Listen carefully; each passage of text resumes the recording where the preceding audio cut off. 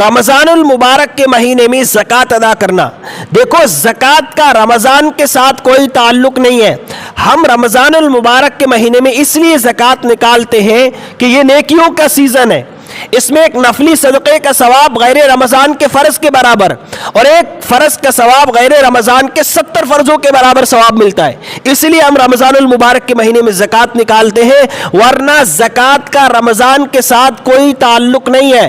جس وقت آدمی صاحب نصاب ہوا، سال گزر جائے اور وہ تاریخ آ جائے تو اس تاریخ کو اپنی زکوٰۃ نکالے گا، رمضان کا انتظار نہیں کرے گا. مثال کے طور پر ایک آدمی یکم محرم الحرام کو صاحب نصاب ہوا، اب جب سال گزر جائے اور یکم محرم الحرام کی تاریخ آ جائے تو اب اس تاریخ کو زکوٰۃ نکالے گا، رمضان کا انتظار نہیں کرے گا، کیونکہ زکوٰۃ نکالنا یعنی غریبوں کی حاجت کو پورا کرنا ہے.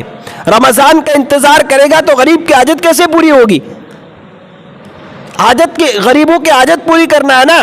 تو جب وہ رمضان کا انتظار کرے گا، محرم کو زکوٰۃ نہیں نکالے گا تو غریبوں کی حاجت پوری نہیں ہوگی. غریب بیچارہ اس انتظار میں بیٹھا رہے گا کہ رمضان آئے گا تو میں زکوٰۃ وصول کروں گا، تب تک تو مر جائے گا. تو زکوٰۃ کا مقصد ہے غریبوں کی حاجت پوری کرنا، ضرورت مندوں کی ضرورت کو پورا کرنا ہے. وہ جب وہ زکوٰۃ کی تاریخ آ جائے، سال گزر جائے، اب اپنے مال کی زکوٰۃ دے دو. ہم رمضان المبارک میں اس لیے زکوٰۃ نکالتے ہیں کہ اس میں ثواب زیادہ ہے. اگر کسی کو تاریخ معلوم نہیں کہ میں کس وقت صاحب نصاب ہوا تھا تو اب اندازے سے کوئی تاریخ متعین کر دے. مثال کے طور پر یکم رمضان المبارک کو یہ متعین کر دے کہ میں صاحب نصاب ہوں. اب جب سال گزر جائے، یکم رمضان آ جائے تو اب یہ اپنے مال کی زکوٰۃ نکالے گا. یہ اللہ کی کتنی بڑی نعمت ہے کہ اس نے ہمیں رمضان المبارک کے مہینے میں زکوٰۃ نکالنے کا ثواب 70 گنا بڑھا دیا. ایک نفلی صدقہ کو اس مبارک مہینے میں دیتا ہے تو ایک غیر رمضان کے ایک فرض کے برابر، اگر فرض زکوٰۃ ادا کرتا ہے تو اس مبارک مہینے میں 70 فرضوں کے برابر ثواب ملتا ہے. 70 فرضوں کے برابر. اس مبارک مہینے میں ہم اپنے مال کی زکوٰۃ نکالیں. یہ اللہ کی سب سے بڑی ہم پر نعمت، انعام ہے کہ اس نے اس مبارک مہینے میں ہمارے لیے نیکیوں کے بھاؤ کو بڑھا دیا.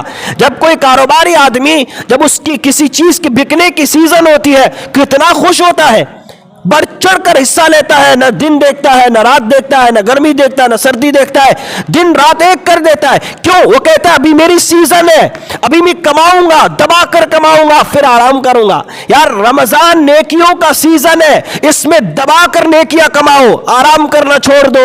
نوافلوں کا اہتمام، ذکر کا اہتمام، تراویح کا اہتمام، تسبیحات کا اہتمام، تراویح کا اہتمام ہو، صدقہ کا اہتمام، خیرات خوب اس مبارک مہینے میں کریں. یعنی اس مبارک مہینے میں ہم نیکیاں وصول کرنے والے بنے، جنت طلب کرنے والے بنے، جہنم سے پناہ مانگنے والے بنے. اس میں جتنا ہو سکے نیکیوں کی سیزن ہے، جنت کمانے کا سیزن ہے. اس مبارک مہینے میں ہم جتنی ہو سکے اتنی زیادہ نیکیاں اکٹھا کرنے کی فکر کریں. لیکن افسوس کی بات یہ ہے کہ رمضان آتے ہی ساری چیزیں مہنگی ہو جاتی ہے. کیوں؟ تاجر کہتا ہے میرے کمانے کا سیزن ہے، اگر رمضان میں عبادت کروں گا تو کماؤں گا کب؟ وہ 12 مہینے کی کمائی اس مبارک مہینے میں کر لیتا ہے اور نیکیوں سے ہاتھ خالی رہا. تو اس مبارک مہینے میں ہم نیکیاں کمانے کی فکر کریں.